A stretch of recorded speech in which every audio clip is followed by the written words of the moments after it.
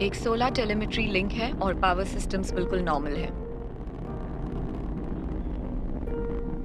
हम अभी space exploration के एक नए युग में जा रहे हैं और ये बहुत ही बड़ी बात है।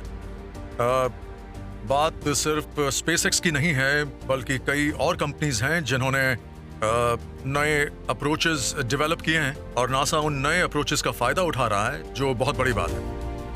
अब हम आगे जाकर अंतरिक्ष में घूमने वाली सिविलाइजेशन और एक मल्टी प्लैनेट स्पीशीज बन सकते हैं और आप लोग भी शायद मेरी इस बात से सहमत होंगे।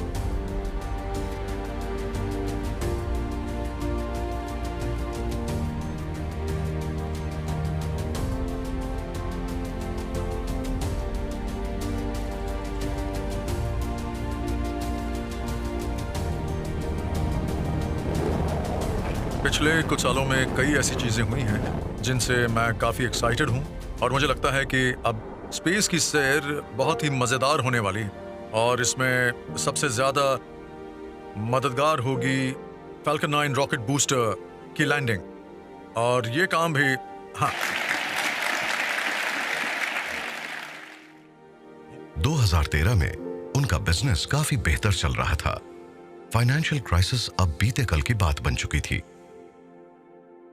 उन्होंने कई और नई खोजें की।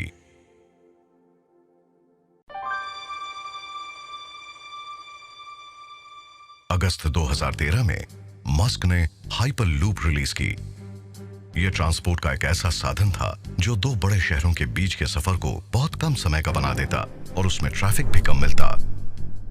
वो भी रिन्यूएबल एनर्जी से चलने वाला था और ये high speed transit systems pods में सवार लोगों को ट्यूब्स के जरिए करीब 1100 किलोमीटर प्रति घंटे की स्पीड से ले जाता।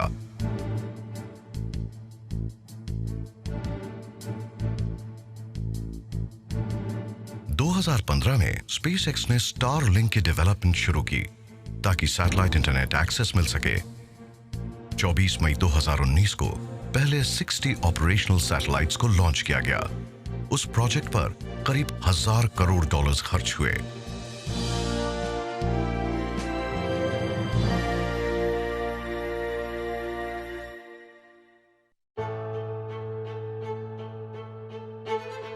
मस्क मानते हैं कि हमें आने वाले दिनों में आर्टिफिशियल इंटेलिजेंस का भी सहारा लेना पड़ेगा। इसीलिए 2015 में उन्होंने किसी के साथ मिलकर ओपन एआई की शुरुआत की, जो एक नॉन प्रॉफिट रिसर्च कंपनी है और उसका काम है फ्रेंडली आर्टिफिशियल इंटेलिजेंस को प्रमोट करना। उन्होंने इसी तरह से 2016 में न्यूरालिंक की भी शुरुआत, एक ऐसी स्टार्टअप कंपनी की जिसका मकसद था ब्रेन कंप्यूटर इंटरफेसेस डेवलप करना। इन एडवांसमेंट्स की बदौलत हमारी मेमोरी बेहतर हो सकती है या हम सॉफ्टवेयर के साथ मर्ज हो सकते हैं। दिसंबर 2016 में शहर की ट्रैफिक को खत्म करने के लिए मस्क ने बोरिंग कंपनी की शुरुआत की, एक टनल और ट्रांसपोर्ट स्टार्टअप। मस्क को मौजूदा ट्रांसपोर्ट नेटवर्क की कमियां नजर आ रही थीं और लॉस एंजलिस ट्रैफिक को देखते हुए उन्होंने एक futuristic underground public transport system बनाने का फैसला किया। उनका पहला self driving tunnel Las Vegas में जमीन के नीचे बनकर करीब तैयार है। वो उन टनल्स का इस्तेमाल हाइपरलूप व्हीकल्स के लिए करना चाहते हैं। उसी साल उन्होंने ऐलान किया कि आने वाला समय सेल्फ ड्राइविंग इलेक्ट्रिक कार्स का है। मेरा अंदाजा है कि करीब 10 साल में ऐसी कार्स शायद बने ही नहीं जो फुल्ली ऑटोनोमस ना हो। तब बात सिर्फ ऐसी कार की नहीं होगी जो सेल्फ ड्राइविंग हो, बल्कि वो एक घोड़ा रखने जैसा होगा। हम एक घोड़े को अपने सेंटिमेंटल रीजन से तो रख सकते हैं, मगर रोज उसकी सवारी नहीं कर सकते।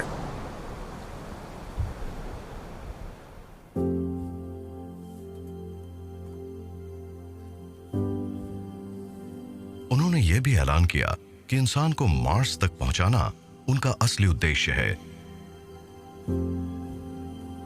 एक ऐसा गोल जिसे वो 2024 तक पूरा कर लेंगे।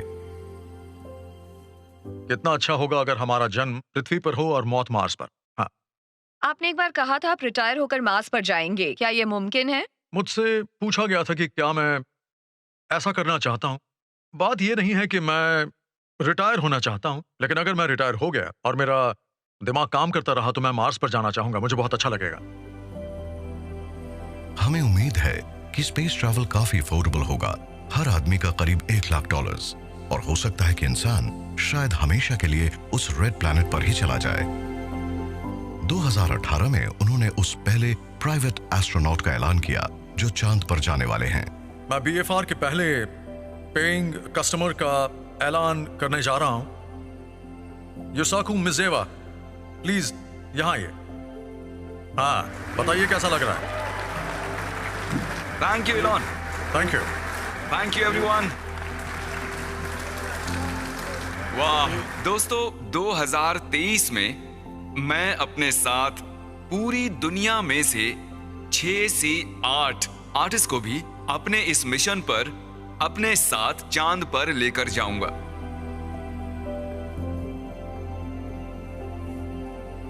हम आने वाले दिनों में स्पेस फेयरिंग सिविलाइजेशन बन जाएंगे और उन तारों के बीच हम शायद उस जगह से ज्यादा खुश रहेंगे जहां आज हैं। मैं तो यही मानता हूं कि अगर हम वैसा फ्यूचर नहीं चाहते तो हम इंसान ही नहीं हैं।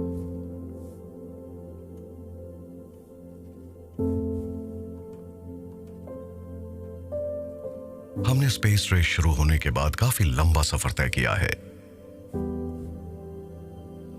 1969 में पहले इंसान ने चांद पर कदम रखा था और उसने एक नया इतिहास रच दिया।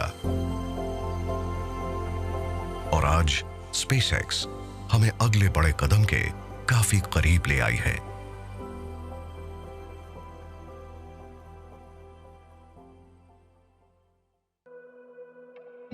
मई 2018 में मस्क मेट गाला में गए तो उनके साथ थी उनकी नई गर्लफ्रेंड, कनेडियन सिंगर क्लेयर बूशेर, जो प्रोफेशनली ग्राइम्स के नाम से मशहूर हैं।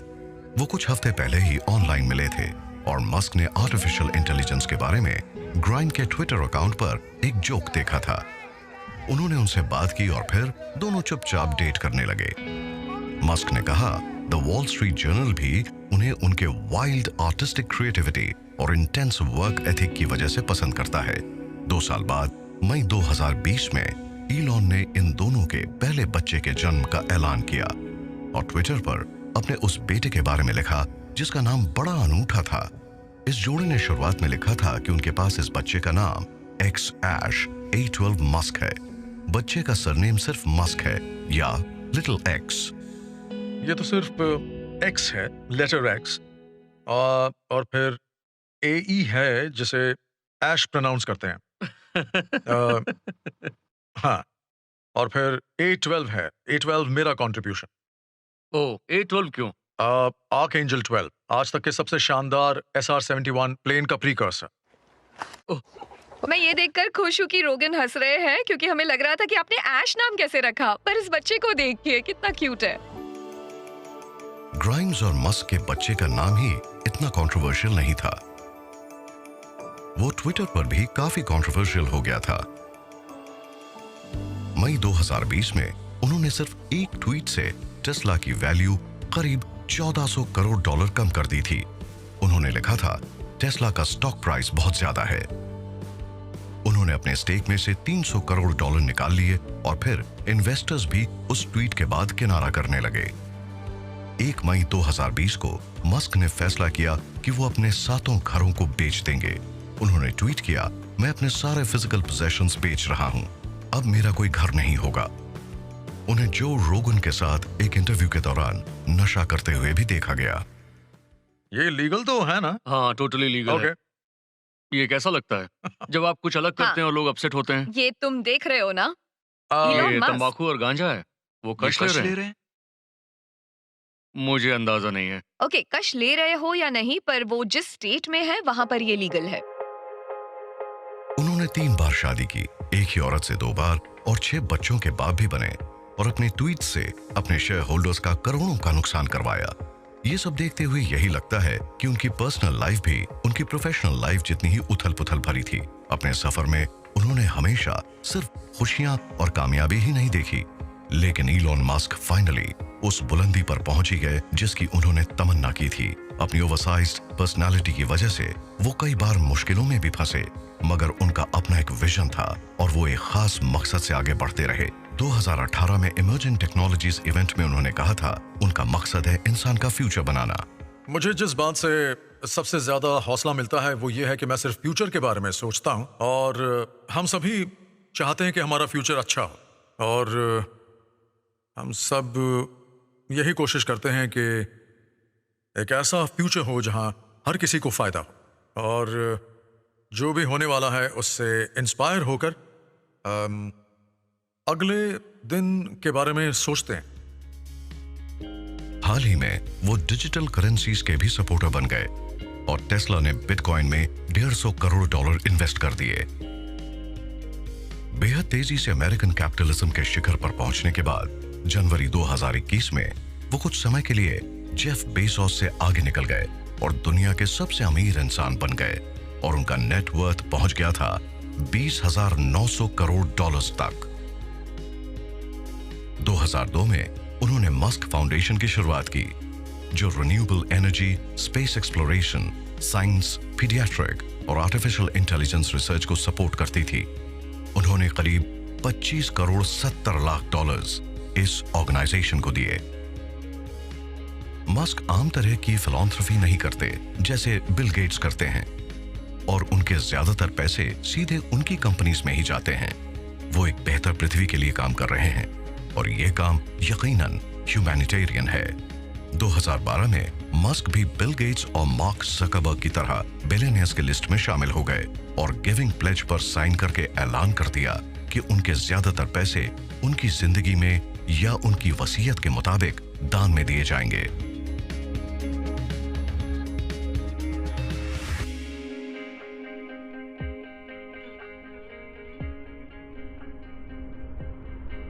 क्या इस बात की कोई सीमा है कि आपकी कल्पना हकीकत को कहां तक ले जाएगी? इलॉन मस्क इसके बारे में शायद नहीं सोचते। उनके फ्यूचर के बारे में जो विजन्स हैं वो किसी भी इमेजिनेशन से परे और काफी इंस्पायरिंग हैं। वो एक साउथ अफ्रीकन इमिग्रेंट थे, एक ऐसे बच्चे जिन्हें सब परेशान करते थे, मगर वो एक सेल्फ मेड CEO बिलियनियर बन गए, और एक नहीं बल्कि 5 इंडस्ट्रीज खड़ी की। उन्होंने हमें दिखा दिया कि कुछ ऐसा करो जिसे हम पहले नामुमकिन सा मानते थे। अगर हम उनकी कामयाबियों को देखें तो इस बात में कोई शक नहीं कि इलॉन मस्क सही मायनों में सिलिकॉन वैली की एक सक्सेस स्टोरी है। उन्हें टाइम मैगजीन ने दुनिया के सबसे इन्फ्लुएंशियल लोगों में से एक माना था। उनके अंदर कभी भी कॉन्फिडेंस और ऑप्टिमिज्म की कमी नहीं रही। उन्होंने अपने क्रिटिक्स को करारा जवाब दिया। वो मुश्किल से मुश्किल दिनों में भी लड़ते रहे और कभी हार नहीं मानी। PayPal, SpaceX, Tesla, SolarCity, इन सभी ने दुनिया पर गहरा असर डाला है। ये टेक बिलियनियर्स तो एक मिसाल हैं। हम उनसे सीख सकते हैं कि हीरोज को भी मुश्किल दौर का सामना करना पड़ता है, और तभी वो उस मुकाम तक पहुंच पाते हैं। शुरुआत होती है एक इंडिविजुअल से, उनके सपने और उनके एम्बिशन से, जो दुनिया को एक बेहतर जगह बनाना चाहते हैं। शुरुआत हमेशा छोटी ही होती है, और ऐसा लगता है कि इलॉन मस्क के लिए आसमान भी सीमा नहीं है। उनके लिए कोई सीमा ही नहीं है।